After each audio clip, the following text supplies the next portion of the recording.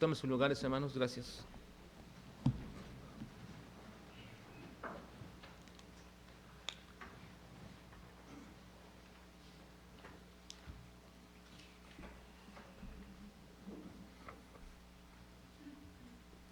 El retorno de Cristo, hermanos, nuestra gran esperanza.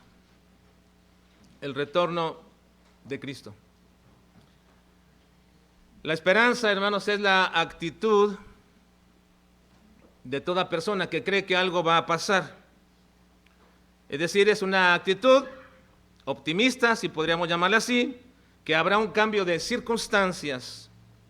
En el sentido del mundo, de las personas del mundo, sin Cristo, la esperanza es un producto de un mero sentimiento, de una corazonada, de una posibilidad del azar.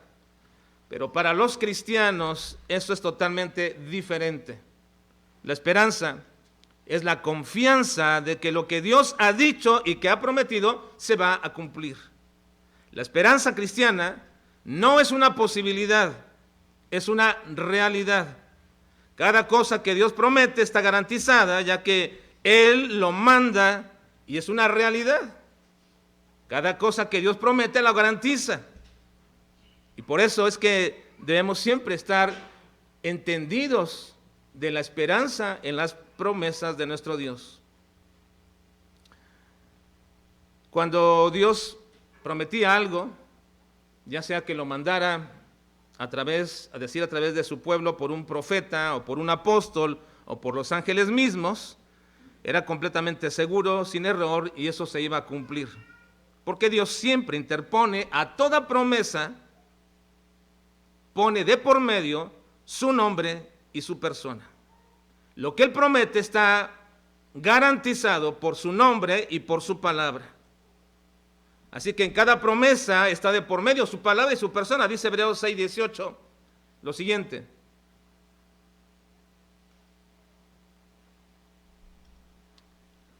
para que por dos cosas inmutables en las cuales es imposible que Dios mienta, tengamos un fortísimo consuelo los que hemos acudido para asirnos de la esperanza puesta delante de nosotros. Así que cuando uno habla del nombre de Dios, está hablando de su naturaleza. Dios le reveló a Moisés cuál era su nombre, le dijo: yo soy el que soy, Yahvé, ese es su nombre, y está manifestado en ese nombre todas las perfecciones de Dios. Dios no se hace de un nombre como nosotros intentamos o procuramos hacerlo. En nuestra vida procuramos hacernos de un nombre, como muchos intentamos, a través de un testimonio, de cómo actuamos, de cómo hablamos, de cómo nos relacionamos con los demás. Nos hacemos de un nombre, ya sea de buena fama o de mala fama, pero nos hacemos de un nombre. Y cuando alguien de pronto ningunea o minimiza o menosprecia ese proceso por el cual Dios ha llevado a algunos siervos de Dios, sea que tengan 5 años, 10 años, 15 años, 30, 40 o 50 años, y de pronto los desprecia, todo ese proceso que Dios le ha llevado, ese nombre que Dios ha ido forjando en aquella persona, evidentemente nos duele, nos enoja, nos frustra, porque el nombre que Dios nos ha ido forjando en nosotros es una obra de Dios. Pero no así con Dios. Dios no tiene necesidad de forjarse ningún nombre. Su nombre es suficiente para que podamos creer en su promesa. ¿Quién lo dijo? Dios, es suficiente. Pero además, no solamente su nombre está de por medio en lo que promete, también su palabra. Y Cristo dijo respecto a ella que nadie podría evitar que se cumpliera. La tierra podría hacerse pedazos, los cielos podrían desaparecer, pero su palabra va a permanecer por siempre. Él dijo y se hará. Su palabra nunca pasa. Su palabra es sometida a cualquier prueba de veracidad y siempre sale legítima. Nadie puede frustrar la palabra de Dios, nadie la puede detener, nadie la puede pausar. Lo que Dios dijo que se haría, se va a hacer y nadie la puede adelantar. Su palabra es perfecta porque Dios es perfecto. Su palabra es poderosa porque Dios es poderoso. Su palabra es santa porque Dios es santo. Su palabra discierne los corazones y nuestras intenciones más ocultas del corazón, porque Dios es omnisciente. Así que cada promesa de Dios es segura. Y no podría ponerle un calificativo a esto de seguro, porque ¿para qué decir que es muy segura? Es simplemente segura. Cada promesa de Dios es entonces una esperanza maravillosa y no es una posibilidad, no es una paciencia última de espera, como algunos dicen, bueno, lo último que muere es la esperanza. No es así con Dios. Así que cuando Cristo dijo que vendría, vendrá. Hermanos, si Cristo dijo que vendría, va a venir.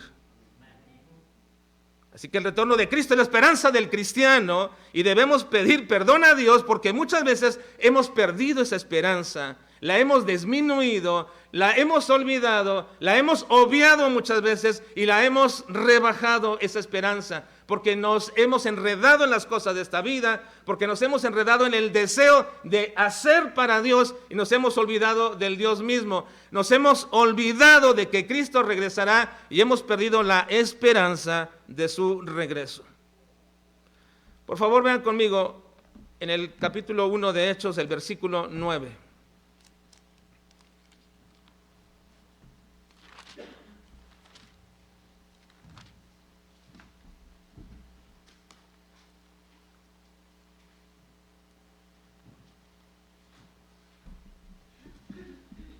Dice el versículo 9, y habiendo dicho estas cosas, lean conmigo por favor, hermanos.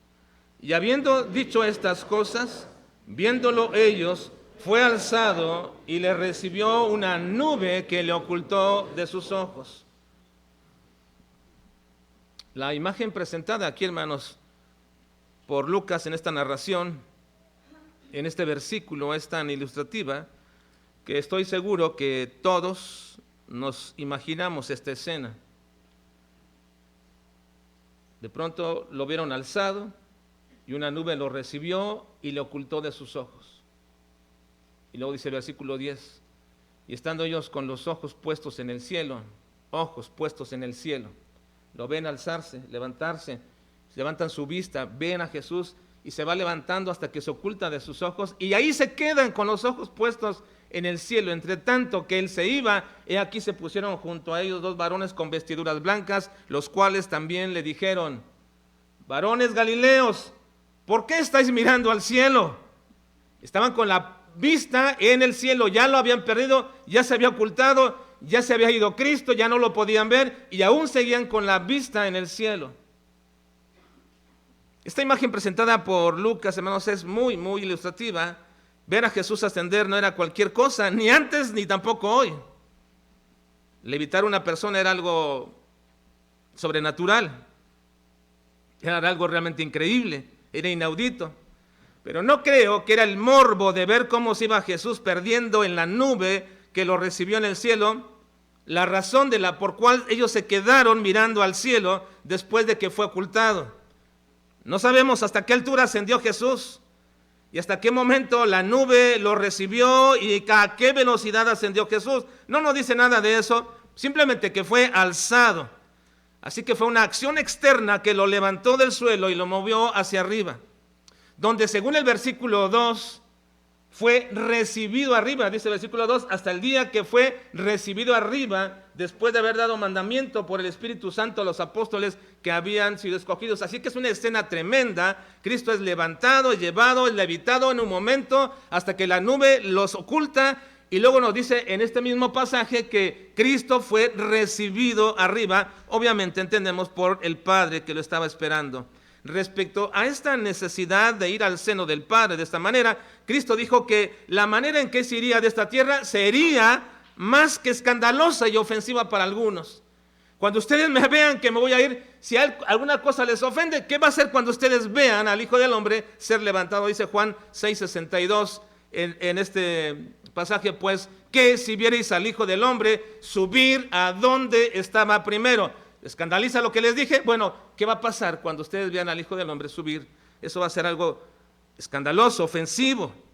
La ascensión de Cristo es la imagen y la evidencia más notable de cómo será su regreso y en un momento lo vamos a observar.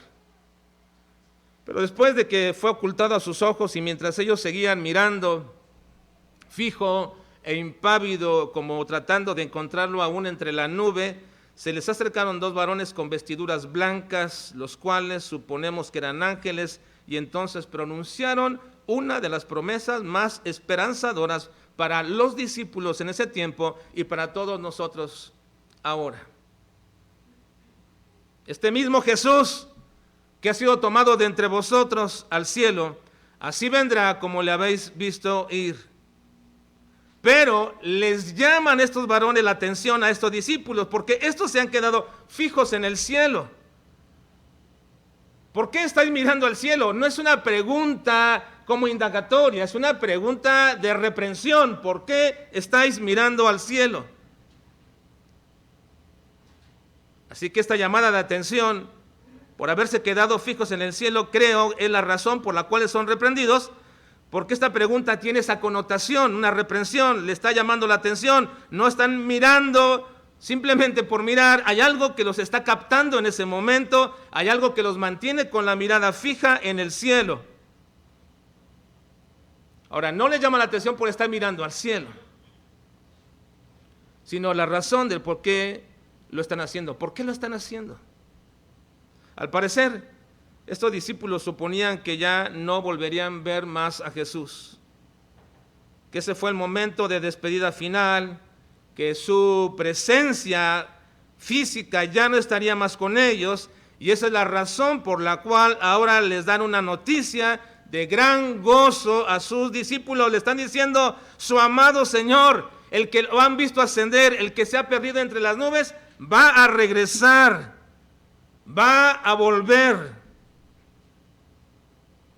Así que él tenía que ir al cielo, a la morada del Padre, pero vendrá, y les está recordando lo que fue una promesa audible y personal de Cristo a ellos en un momento cuando les dijo: voy a preparar morada para ustedes, para que estén conmigo, y si yo me voy y vuelvo otra vez a venir, entonces estarán conmigo.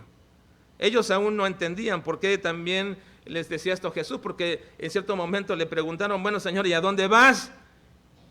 ¿Y a dónde vas a ir? Y Cristo les dijo también: a ustedes les conviene que yo me vaya, ¿y cómo podría convenirnos que tú te vayas? El que está con nosotros, el que nos resguarda, el que cuida de nuestras necesidades físicas, el que nos alienta en el tiempo de persecución, el que responde y que sabe qué hacer en los momentos de dificultad, el que sabe hacer todo, ¿cómo me va a convenir que te vayas? Es como decirle: ¿cómo te conviene a tu esposa que tu esposo se vaya? ¿Cómo te conviene a ti o viceversa? Hijos, ¿cómo les conviene que sus padres se vayan? No, eso es incomprensible. ¿Cómo les conviene y por qué les va a convenir que yo me vaya? Además les dijo que a donde él fuera muchos le iban a buscar, pero no lo iban a hallar. La razón de todo esto es porque el Padre tiene un tiempo determinado en el que Cristo regresará, y es necesario primero que Él se vaya. Era necesario que Él se fuera. Ahora, esta esperanza gloriosa del regreso de Cristo, recordada aquí por estos varones a los discípulos, fue la esperanza más alentadora en los siguientes 60 años de historia apostólica, por lo cual ellos pudieron enfrentar toda clase de vicisitudes, porque sabían que en algún momento, en medio de las cruentas persecuciones, de los peligros de falsos hermanos, de las carencias de lo material y de cualquier dificultad en su vida y en su ministerio que Dios les mandó llevar a cabo, la sola presencia de Cristo en algún momento era el aliento más importante. Yo no sé, hermanos pastores, pero aquí tenemos una buena cantidad de hermanos pastores en diferentes tiempos, diferentes lugares, con diferentes años en su vida y diferentes ministerios, pero sé que muchos de ustedes han pasado por tiempos muy difíciles, porque el sufrimiento es inherente al ministerio. Y cómo quisiéramos en momentos tan difíciles de desánimo en nuestras vidas tener la presencia corporal de Cristo, que te anima, que te fortalece, o que te exhorta, o que te reprende y que te dice: esto es lo que hiciste mal. ¿No nos gustaría mucho eso, hermanos? ¿Qué mejor persona a nuestro lado que Cristo? Así que estos discípulos pasaron casi 60 años, algunos de ellos, pasando por todo ese tipo de circunstancias, siempre con el aliento de que en algún momento Cristo regresaría. Así que el gozo de la segunda venida de Cristo debe ser por causa de Él y no por causa de nuestras circunstancias. No anhelamos la venida de Cristo cuando las cosas van mal y estamos emproblemados en asuntos del ministerio, con programas que no resultan, con la falta de fruto, con pleitos entre hermanos, con ataques, con chismes y todas aquellas cosas que lamentablemente así es y suceden. Pero como he dicho, es inherente al desarrollo del ministerio. Esas razones manifiestan cuando decimos, ¿cómo me gustaría que Cristo ya viniera? Porque ya no soporto tal circunstancia, no soporto tal situación. ¿Cómo me gustaría que Cristo regresara? Esas expresiones lo único que manifiestan a nuestra vida es que no amamos a Cristo. Nos conviene que venga, pero no porque amamos su persona, sino porque no queremos seguir sufriendo.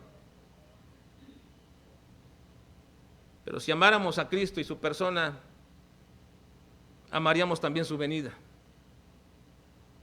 El poderle ver a cara y saber cómo es que fuimos conocidos. Creo que el problema más grande actual, hermanos, de la cristiandad es que hemos perdido el anhelo, la esperanza y el amor por la venida de Cristo. Nos surgen más tantas cosas, pero a veces hasta de broma dicen algunos jóvenes cuando se van a casar, bueno, sí quiero que Cristo venga, pero hasta que después de que me case, o hasta después de que pase aquello, o esto, o lo otro, porque pensamos y ponemos en broma las cosas que realmente sí son la perspectiva, sí es el deseo.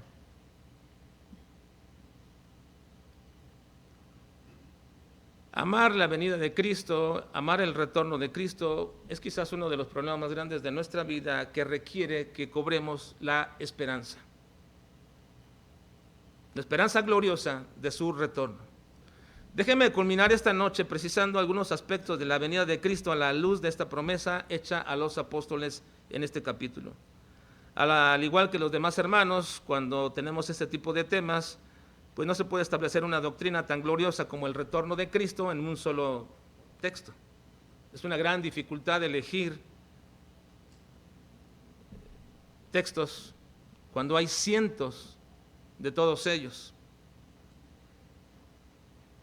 Es una gran dificultad poder elegir entonces uno para su exposición que hablen un texto del retorno de Cristo, porque abundan. Así que tomando el pasaje en donde estamos, haré 4 precisiones a la doctrina del retorno de Cristo que no señalan este pasaje. Vean por favor la primera. El retorno de Cristo es también una esperanza para Israel. Versículo 6, por favor, vean. Versículo 6. Lean, por favor, hermanos.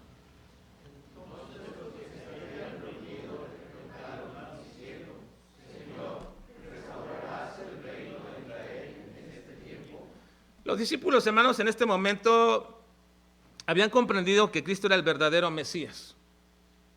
Ahora déjenme decirles que tengo la impresión, y es una persuasión que tengo personal, de que la mayoría, si no es que todos, los discípulos de Cristo no eran creyentes.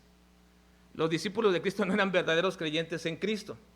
Además, creo que la verdadera credibilidad o credulidad de los discípulos no vino sino hasta después de la resurrección de Cristo. Todos ellos fueron tomados, pero en todo el proceso siempre manifestaron incredulidad una y otra vez, y hasta pronto decían, después de pasar tiempo con Jesús, 1 año, 2 años, de pronto decían, ¿y quién es este que aún hasta el viento le obedecen? Es decir, manifestaban una incredulidad, después de ver tantas cosas, aún seguían manifestando su incredulidad. Y no fue hasta que Cristo resucitó cuando comenzaron ellos a creer que realmente Jesús era el Mesías. Ahora, no es que dudaran de Cristo, de su persona en sí mismo, sino que su pensamiento teológico judío siempre les apuntaba a un Mesías reinante. Y uno de los propósitos del ministerio de Cristo, que nosotros vemos en sus predicaciones continuamente, y usted lo puede observar en todos los evangelios, es que una y otra vez Cristo está tratando de explicarles precisamente cuál es el concepto correcto del Mesías.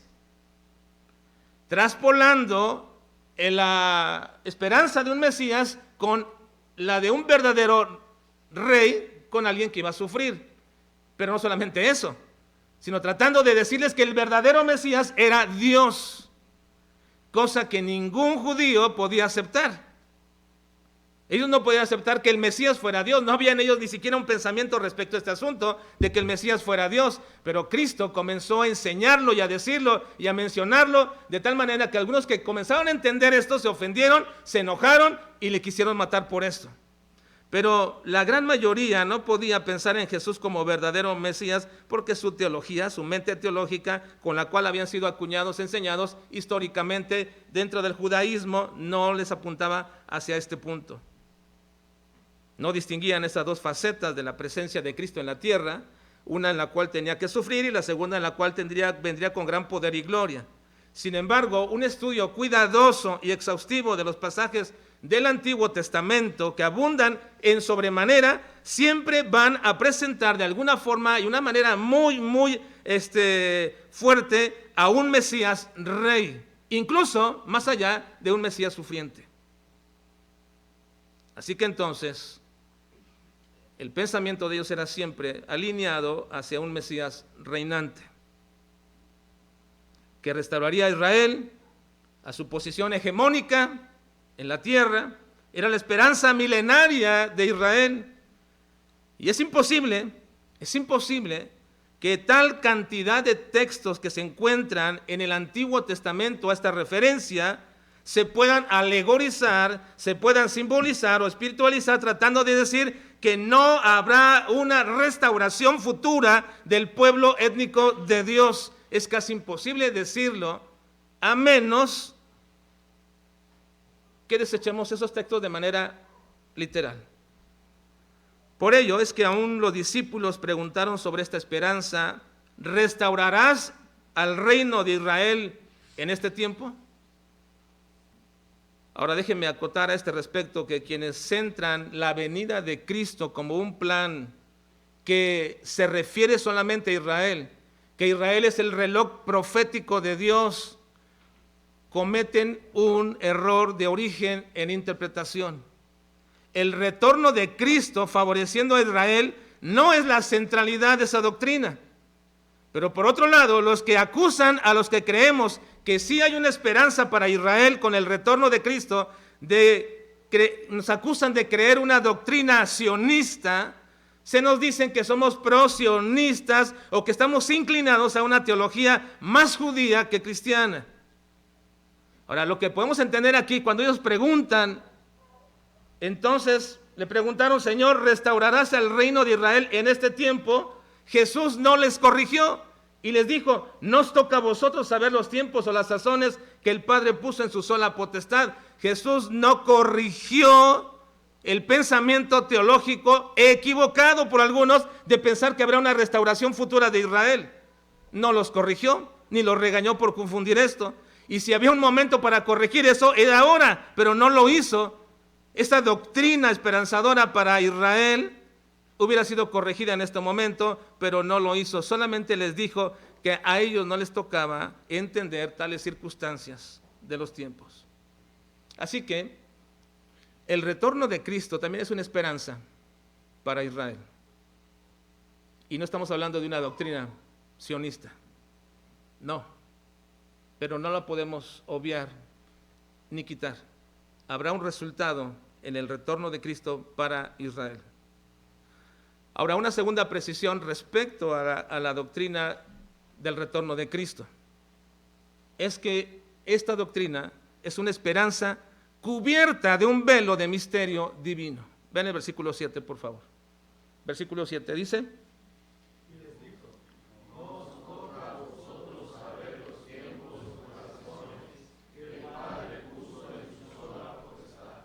no les toca a ustedes.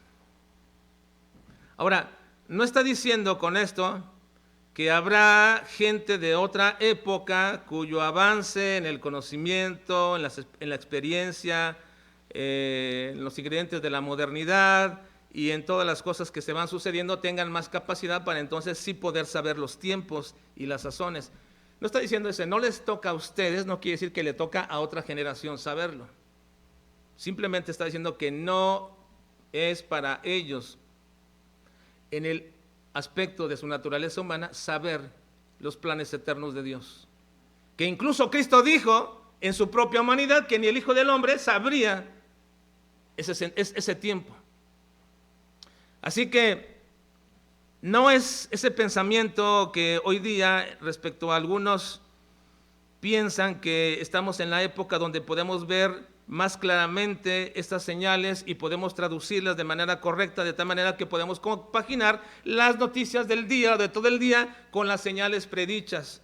Hace algún tiempo aquí en nuestra iglesia tuvimos un programa respecto a este asunto de poder compaginar las noticias de cada día con las señales, pero creo que en un sentido cometimos un error en este sentido, porque precisamente esa clase de pensamiento es lo que lleva a una característica surgida por esa clase de visión que se llama la especulación profética.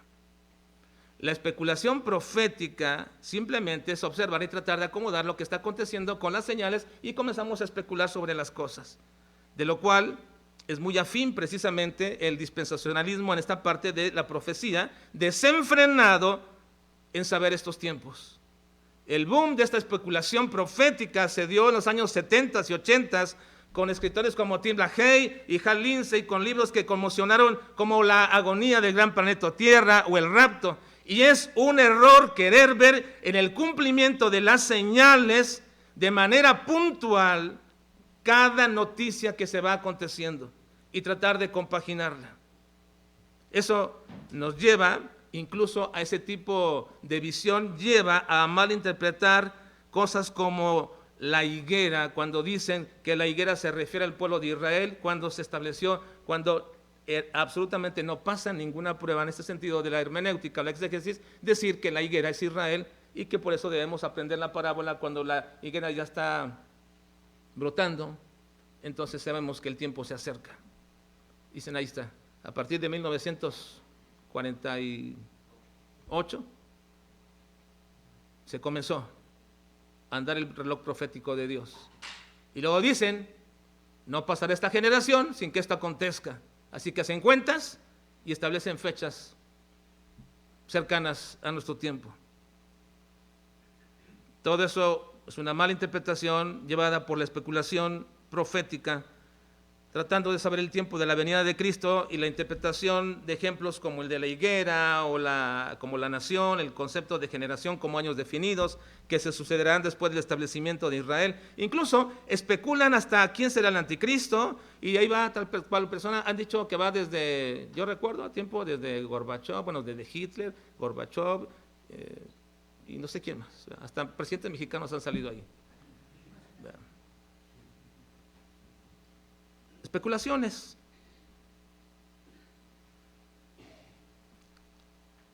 Si un líder religioso o un líder político, tal fecha, cual fecha, y siempre han fallado. Esto, razón por la cual Cristo dijo, es: no les toca a ustedes saber los tiempos, pero tampoco las sazones que el Padre puso en su sola potestad.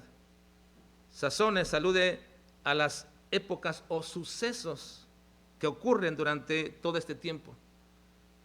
Y ahí nos prohíbe. A ustedes no les toca ni pueden interpretar cada suceso que va pasando.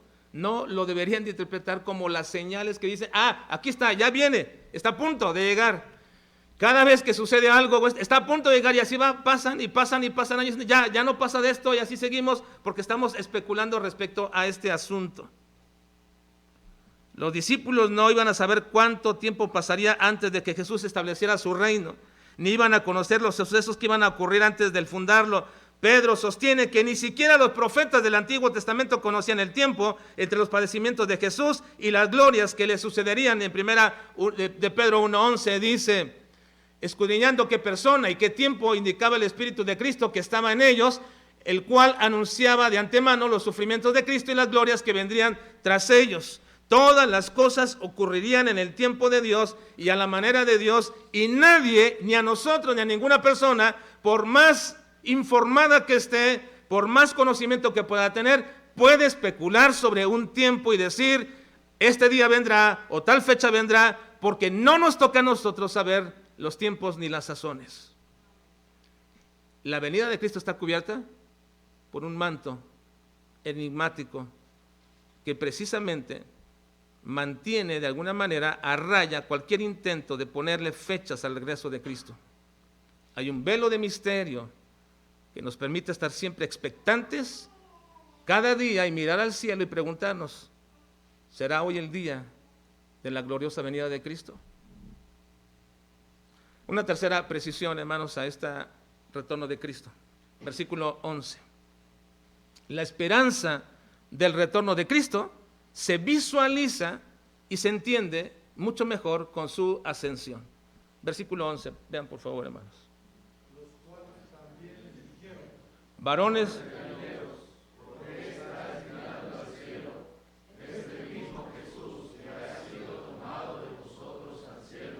así vendrá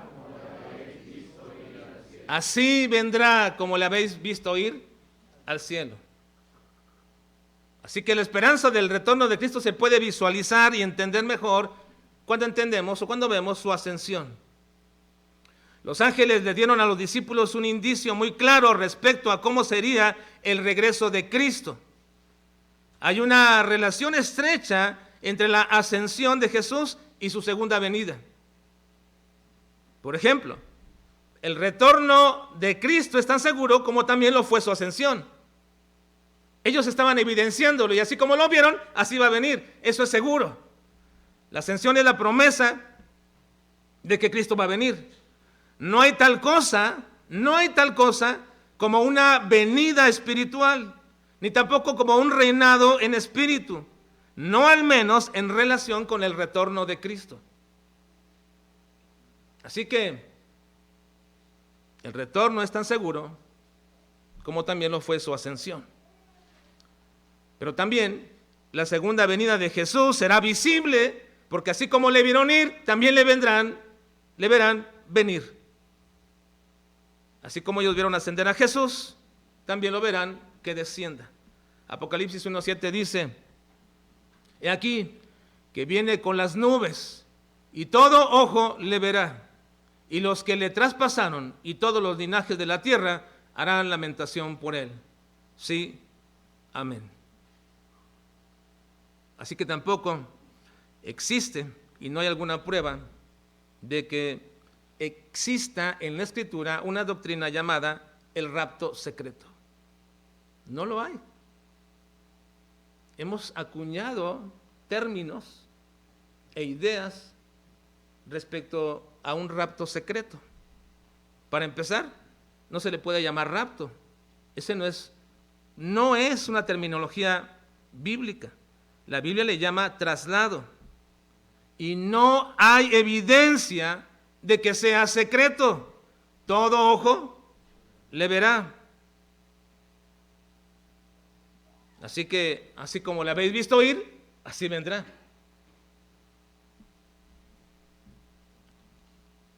No piense que no estoy diciendo que Cristo no vendrá por su iglesia. Sí viene, pero no es un rapto y no es secreto. Ahora, tercero, cuando ascendió, le recibió una nube. Cuando vuelva, seremos arrebatados para estar con él en las nubes. Primera Tesalonicenses 4:17. Luego nosotros, los que vivimos, los que hayamos quedado, seremos arrebatados juntamente con ellos en las nubes para recibir al Señor en el aire. Y así estaremos siempre con el Señor. Cuarto, Cristo ascendió para ser coronado rey. Cristo ascendió para ser coronado rey. Marcos 16:19. Vean, y el Señor, después que les habló, fue recibido arriba en el cielo y se sentó a la diestra de Dios. Pero Cristo vendrá como rey. Mateo 24:30. Entonces aparecerá la señal del Hijo del Hombre en el cielo, y entonces lamentarán todas las tribus de la tierra y verán al Hijo del Hombre viniendo sobre las nubes del cielo con poder y gran gloria. Así que la ascensión de Cristo nos manifiesta la esperanza del retorno de Cristo tal y como le vieron ir, así vendrá. Ahora, quiero concluir esta noche, hermanos, con una cuarta precisión. La esperanza del retorno de Cristo, hermanos, la esperanza del retorno de Cristo es el gozo de ver a Cristo y de verlo exaltado.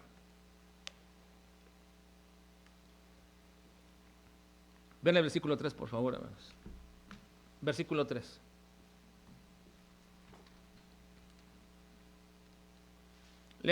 Leamos juntos. Dice: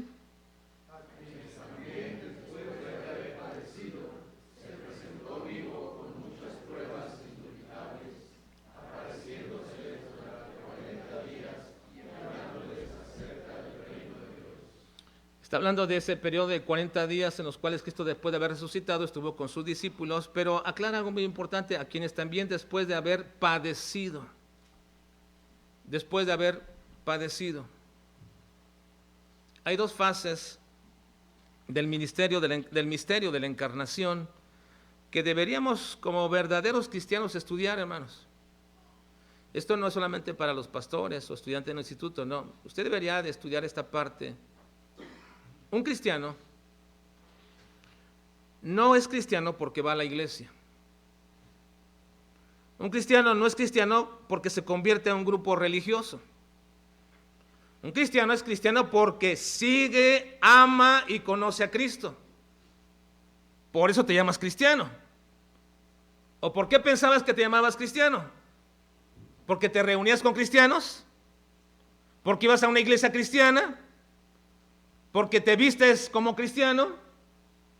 Te llamas cristiano, nos llamamos cristianos porque amamos, conocemos y seguimos a Cristo.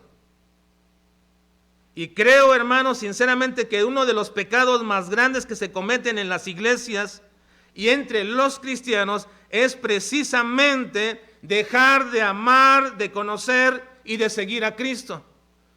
Porque eso es contradictorio a lo que decimos ser. Soy cristiano, pero te preguntan acerca de Cristo y no sabes qué responder. Ahora, creo que muchos conocen de Cristo solamente lo que les enseñaron en las historias de niños para la escuela dominical. Es lo único que pueden quizás reproducir o saber. Pablo se refiere a dos fases de la encarnación de Cristo que deberíamos de estudiar bien: su humillación y su exaltación, en Filipenses capítulo 2. La humillación de Cristo fue el proceso por el cual a Dios le plujo traer a su Hijo de su majestad a esta tierra para poder sustituirnos en la cruz del Calvario. Pero todo ese proceso se llama humillación, y así lo llama el apóstol Pablo. Fue una humillación para el glorioso Dios que se encarnó en la persona de Cristo. Fue una humillación venir a esta tierra, porque empezó despojándose a sí mismo de su gloria eterna. Y se encarnó, y nació como hombre, y nació en un pesebre, y vivió con las carencias tales que durante todo su ministerio no tenía un lugar donde recostarse, siendo que era el dueño de todo. Fue acusado falsamente, fue vilipendiado, fue avergonzado todo su ministerio, toda su vida. Se le llamaba un hijo de fornicación. Qué palabras tan duras para el Rey de Reyes, el Señor de Señores. Pero él se hizo obediente hasta la muerte. Siguió y prosiguió hasta la muerte, pero no solo eso, hasta la muerte más humillante, la muerte de cruz, donde en ese proceso fue golpeado, fue escupido, lo hirieron con espinas, lo azotaron cruelmente. ¡Qué terrible humillación de Cristo! A eso se le llama el estado de humillación de Cristo, desde que descendió del cielo hasta que llegó a la muerte de cruz humillante. Todo es un proceso de humillación. Pero, ¿saben qué, hermanos? Yo me gozo y me da gozo, un gran gozo, porque un día todos esos que humillaron a Cristo, todos aquellos profanos que lo siguen haciendo hoy día, detractores viles de la persona de Cristo, que inventan historias perversas de su vida, todos esos necios que niegan su deidad, que niegan su existencia, un día se van a doblar delante del Señor su rodilla y van a decir: Jesús es el Señor.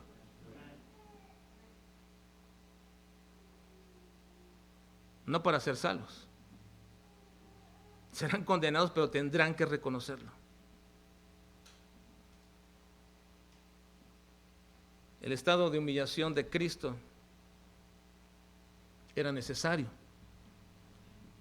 Pero luego viene el estado de exaltación, de glorificación.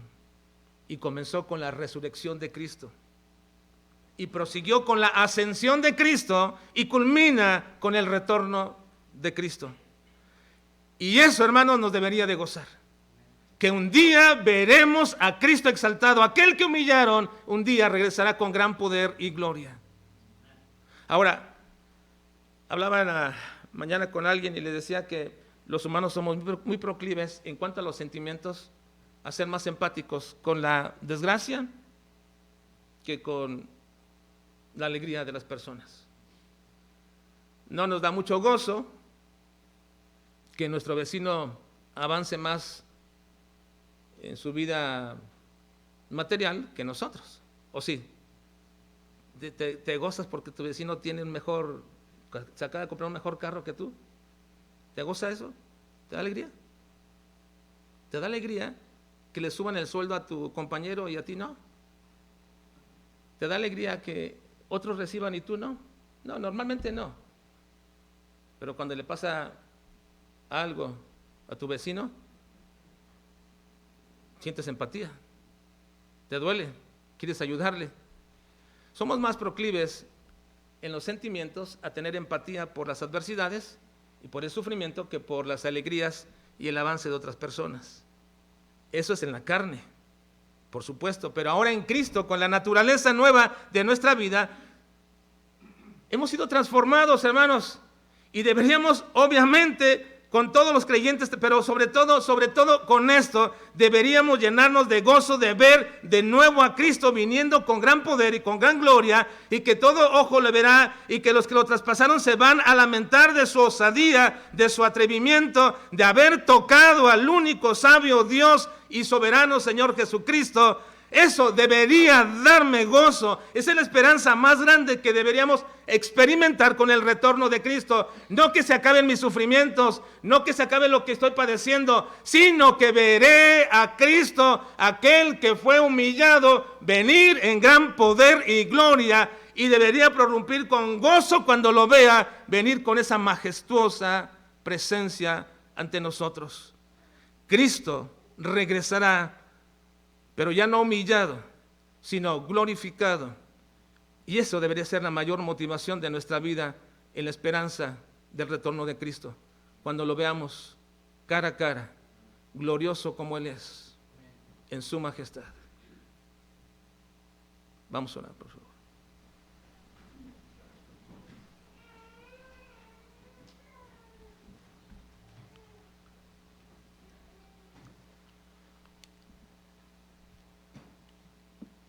Padre, te alabamos y bendecimos porque te plació entregar a tu Hijo y someterlo a un proceso de humillación por nosotros.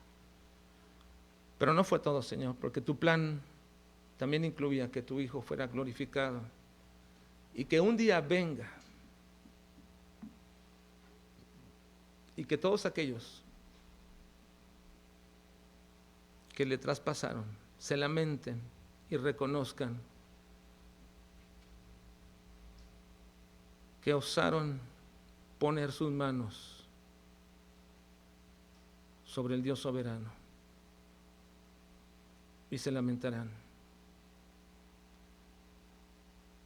Padre, ayúdanos a llenarnos de gozo por el retorno de Cristo, no por nuestras circunstancias, sino porque glorioso será verle un día cara a cara. y conocer como fuimos conocidos, y saber y ver toda la gloriosa persona de Cristo exaltada. Señor, ayúdanos a recobrar la esperanza del retorno de Cristo, pero no basado en las situaciones de este tiempo, políticas, económicas o de inseguridad, sino a desear el retorno de Cristo para ver a nuestro Señor Jesucristo con gran poder y gloria. Qué gozo podemos tener, Señor, algún día verlo así.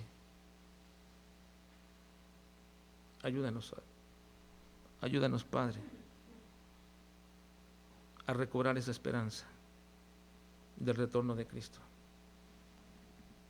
Te lo pido por su nombre, glorioso y majestuoso, Cristo Jesús. Amén.